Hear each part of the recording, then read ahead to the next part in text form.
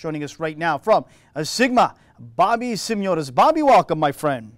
How's it going, Anthony? Very good. Appreciate you taking the time to join us. Bobby, I wanted to have you on here tonight to talk about the growth, the success of your academy, but how it all started out. So let's go way back, Bobby. When you had an opportunity to start this academy, how did you go about starting it? Was it the lessons that you learned and you saw from other youth clubs in Ontario that you saw weren't working well, that you said, look, I'm going to do things way different than some of these clubs are because they're struggling there. I will not make it struggle there. So in other words, give us the recipe to this wonderful cake that you've built in this academy. How did it start and why did you start it? Yeah, I think one of the most important factors is I was lucky at a very young age to be blessed to work overseas with a big club in Greece, with Olympiacos, and I got to learn the game, and especially from a development aspect. Very early before I even got into formal coaching over here in Canada. So my mindset was always set on the high performance level.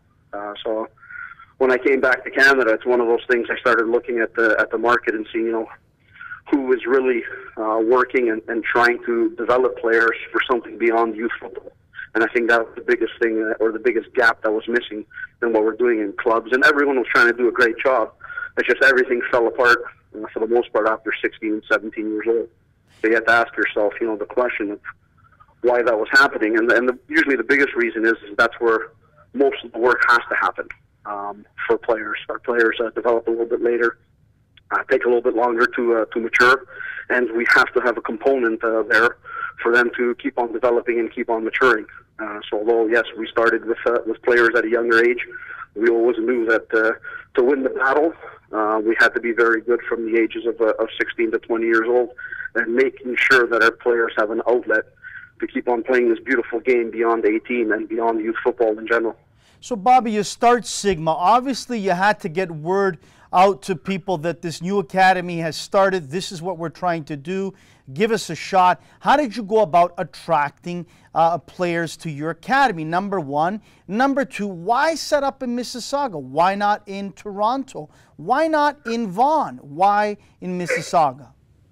Yeah, it's a very interesting question on how we started and how we had players come over here, because you obviously needed a story, and I thought our story was come and see the way we train players. And I think what we did is we took a year to very meticulously look at the landscape and look at the players and see where there were a lot of good players who maybe weren't part of something that was a higher performance type of level, back then the provincial program and so on. So you looked at these players who were very good in the landscape that were outside of that, at some of those team levels. And then at the younger groups, we literally scoured the field looking for young talented players who we thought could develop.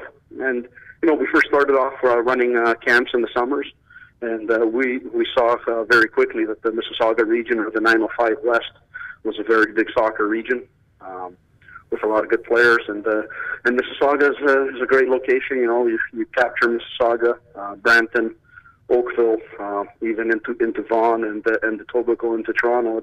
Although it's the west end of Toronto, it literally is you could say, a central part of the GTA when it comes from a soccer landscape. Bobby, the ingredients are key to make a beautiful, delicious cake. The ingredients for you obviously must have been a first-class facility for your players to train, and also important, smart, well-educated, modern-day young coaches. How did you go about those two components? Yeah, I think one of my biggest things from the beginning, and I think one of the most important things for any organization, is culture. So we created our culture first. We created our objectives, our aims as an organization, and that was one thing we wanted to make sure that was evident to our players and all the members that were involved in the organization. So that's the most important thing, because it was one of the biggest things that's lacking from our sport, is a general culture. And when I talk about culture around the club or the academy, a sense of belonging, and that you're part of something bigger than just playing on a Sunday afternoon or training on a Tuesday evening. And that was very important for us, and all our teams training on the same evening, so all our players walking in and out of each other in the early days. there'd be Kyle Larin and Richmond Laria training at 6:30, and at 8 o'clock you'd have guys like Kyle Becker and Henry Welshman coming onto the field. So these players, the younger guys, were always interacting with the older guys and having somebody to look up to. And we thought that was very important. From a coaching aspect, kept it very tight in the beginning, and I also believed in developing coaches, and I still do. From that aspect, we're probably now going into our second generation of coaches at Sigma, which are former players of ours who went through the academy, probably went through the NCAA route and playing, and now are coming back. And these are guys who went through things here, who know the expectations, know the training levels, know the training intensities, and they're a great component of making those next coaches. And if you look at our staff today, most of them are the same guys who started 9 years ago. Bobby, you mentioned some of those former players of yours that have gone on to success in MLS, Kyle Larin, Becker, Welshman, on, Richie Laria. But obviously before those guys, there had to be some other players that you sent down south to the NCAA to get the attention of some of those coaches, for them finally to say, hey, we need to make our way up here to Mississauga, Ontario, because something is happening. How did you get that first attention of a coach? And when was it when they finally decided to come up here to have a look at your academy? Or was it you picking up the phone or sending email after email to practically beg them to say, hey, please come up here, you'll be surprised at the product of players we have? Tell us how that all played out. Yeah, I mean, our first class of players was that Becker, Welshman type of group, Manveer Brar, Nolan Holdridge, who was going back with you guys, Lucas Rito, who went out to Simon Fraser, who was a very good 4 years there. So it was a very good group of players at the beginning, but like you said, we were unknown. So you just had to get people to get up here and see. And once one or two people started getting up here, the word started spreading amongst colleagues. From that aspect, but it wasn't easy. You look at a guy like Kyle Becker, and he ends up at Boston College very late in the process. So it wasn't something that was automatic. But those guys basically were the trailblazers for the next groups. And, we looked down the road after that, and we started getting graduating classes of guys heading down to the U.S. of 12, 14, 18, 20 players in each graduating class. And it all comes down to these guys in the beginning who, maybe didn't reach their heights even in the NCAA aspect, and we talk about it all the time with the guys. But they were the trailblazers that opened the door for the next groups. Bobby, you've started a very successful academy. It's one of the most well-known academies in North America. But let's be honest and let's be truthful. Let's put the cards on the table. I'm sure there had to be a few nights when you were at home and possibly with your brother, and you must have said to each other, what are we doing? This isn't working. We can't keep doing this. We can't keep pouring money into this. We need to close it up. What made you continue on? What said to you and your brother, no, we're doing what's right, and continue on to where you're at today? I think the players. In the end of the day, when there's a lot of negativity in the soccer market, and there has been, I think things are turning a little bit more positive these days. But especially when we started, we weren't part of any system, of any sanctioning body. So, being outside of that, what kept you going was the players, and those players showing up to the field and really working and really believing in what we were preaching. And what we were preaching was for their longer term development, and not what they looked like at 15, 16 years old. And then you keep on going forward, and you've got your senior group of players who are playing in college over the last 4 to 5 years, and every summer you get 40 of these guys back who want to be out and train 4 times a week when they could be doing other things with their time. Then you know that you've created a culture within this organization. I think that's important. That goes beyond just the high performance end of the game. That goes to the point of we're creating a soccer culture, and it's something we need, because we need to turn a lot of these better players into future coaches, managers, people involved in clubs, whether it's clubs, academies, it doesn't matter where. We need more people who have had some good, positive experiences in the game coming back into the game.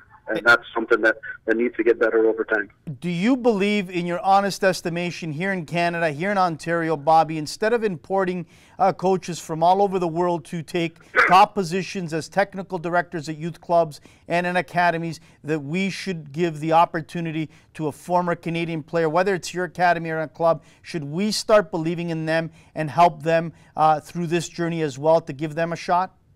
I think so. But we also have to be very knowledgeable on the fact that we must educate them. So we can't just look at a solution and say let's place a Canadian in a position. We have to make sure we educate them and educate them properly. And because our system doesn't have at this point the professionalism in the game that we need, the best way of educating is going into those places and pockets who are doing it right. Right now that could be overseas, it could be in South America, but knowledge is the greatest thing. And I saw it through my own ability in working at clubs, working side by side and learning from clubs like Ajax, Club Brugge, Genk, AZ, Alkmaar. And for me, I think that's the best master's degree or coaching license that somebody could have. So we need more Canadian coaches in the game. We need to provide more opportunities, but we need to make sure that everyone is getting educated at a proper level, at a level where they've seen things outside of this country, where they've seen things in a positive light. I just got back from Holland and Belgium in the middle of October, and although everyone has their issues, all the issues within all the clubs are all soccer-related issues, on-the-field issues, which are good conversation starters and allow people to talk about the game. And that's one thing that we lack here. A lot of our issues have to do with off-the-field aspects. And that kind of brings down the quality of the game and the ability of technical people to focus on the game and focus on what's the most important thing, which is what happens in between the lines. Bobby, just before we let you go, use the word culture about 3 or 4 times. You just came back from Holland. So let's talk about the culture there compared to the culture here. What needs to change here in regards to culture, starting from the young ages, the young coaches, the administrators, the provincial bodies, the national bodies, in comparison to Holland, Greece, in Italy, Portugal, Germany? What do we need to take from that word culture that they have there that we don't have here? I think the biggest thing is, as clubs and organizations, academies, you set your own tone. You don't wait for the national body, or you don't wait for the governing body of your area to tell you how to do things or how things need to be done. And although there's some certain guidelines, each club sets their culture, sets their path.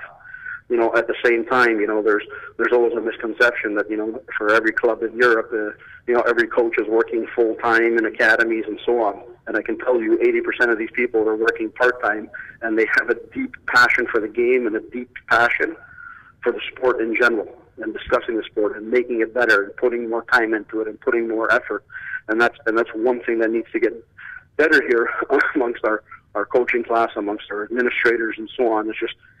You have to put in a lot more than sometimes is needed, as we are a country that's a little bit behind right now, and it's shown through our rankings. But we have a lot of potential. I've seen it over these years that we have a lot of good players. Unfortunately, we're losing a lot of good players, and we don't have enough good people working in the game. We've got a lot of good people working in the game, but we need more. And we need our education level in the game to go up. And, that education level comes from licenses, comes from experience. But sometimes I say the best way to become a great doctor is to work with the best surgeon side by side. And you learn the ins and the outs. And I think that's some of the best experience as coaches. And we try and do it with our guys. Our coaches just spend time over in Holland and Belgium, talking the game with directors, with coaches of their same age groups, colleagues at different clubs like Groningen in Holland, Genk, AZ Alkmaar, Ajax. And this is the way you exchange ideas. You get a sense of what's going on there. And not everything is transferable, but it puts you into a thought process of soccer and soccer culture only. And that's the most important thing. Well said. Very quickly, Bobby, we had the Travis Clark of TopDrawersSoccer.com. He breaks down the top 10, top 20, top 50 NCAA players that are coming out from USA and from Canada, all over, and he does a great job. And we talked about the possibility of which Canadians would go high and we talked about which player in his mind might go #1 overall. Who out of your group do you believe right now has an opportunity to go maybe in the top 10, top 15 that we need to watch out for in the draft coming up in MLS? Yeah, well, I think, two of the guys who have had very good seasons up to right now just got named all-conference players in the conference. Chris Nanko, who's at Syracuse, and I think they'll make a good run in the NCAA tournament, and he's had a fantastic 4 years there. I think he will be right up there as, I think, one of the top players currently in NCAA soccer, and the same thing going for Kwame Awua at the University of Connecticut. He's had a great 4 years at Connecticut. He's been a leader. He's led the team in assists in the conference and has been up there nationally in assists over the last couple of years, doing a great job. They've done a great job playing with us in League One in the summer, and we look forward to them being two of I think what could be a handful of players this year who are going into the pro game at different levels. Outstanding. Bobby, thanks so much again for making time. Welcome back from your trip to Holland, and continued success with Sigma. And again, we thank you so much for making time out of your busy schedule, my friend. Thank you, Anthony. Keep up the good work.